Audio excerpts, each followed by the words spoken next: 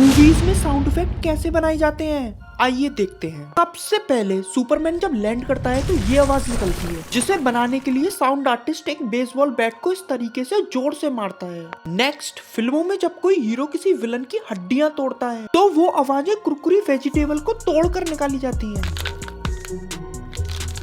Next, हाथी के चलने की आवाज को कुछ इस तरीके से बनाया गया है।